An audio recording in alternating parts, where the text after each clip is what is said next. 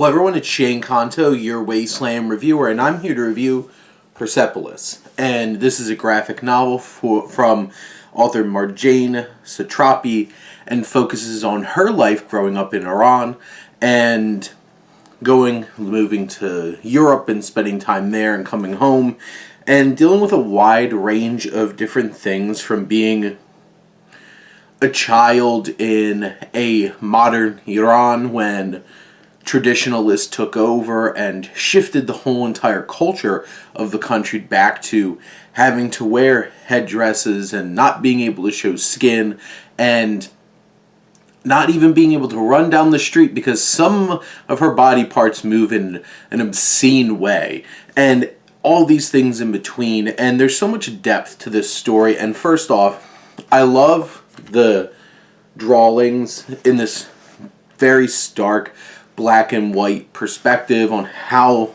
this story is told through the drawings. It's very evocative, it's very striking, it pops, and there's a lot. This is dialogue heavy, so there is a lot of actual text throughout the book, just to give you a heads up, and it deals with a lot of deep themes. This book is so dense and layered in terms of all the different themes that it tackles.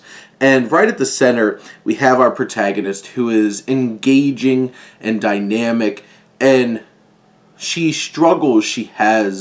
Obviously, she's human, she has flaws. She also has dealing with mental health issues, depression, and how can she overcome these things. The struggle of shifting through her life, trying to find ways to bring that joy and expression back, and all of these things while also struggling with the fact that she loses family because of the new regime in Iran. She's dealing with the oppression of, like, you have all these rights just magically disappearing in like a blink of an eye.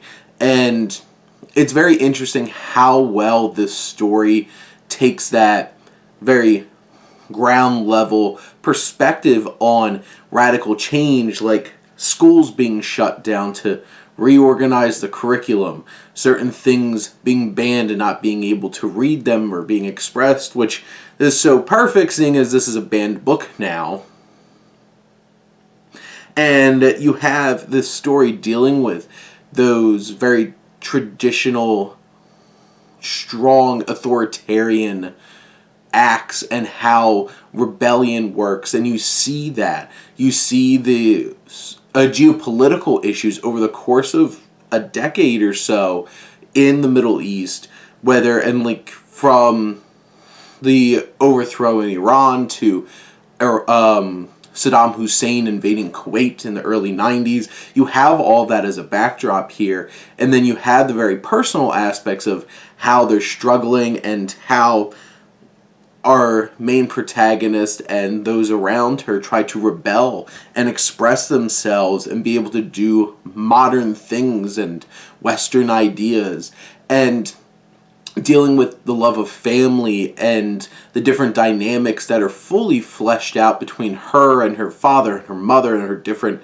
family members and the other people, the men that come in and out of her life, and the friends she meets along the way. Her dealing with her mental illness and the struggle it is to find something in life, to find that purpose, to bring that back and focus, and digging herself out of that hole. And this is a well-paced and dense and engaging and deeply layered and thematic in so many ways, with such an engaging story, a great protagonist. This just brings all the elements together to deliver quite the experience through this graphic novel. And let me tell you should definitely read it. It's definitely worth your time. But those are my thoughts on Persepolis. Let me know what you think, and let's talk some books. But thank you as always for tuning in and supporting your Wasteland reviewer.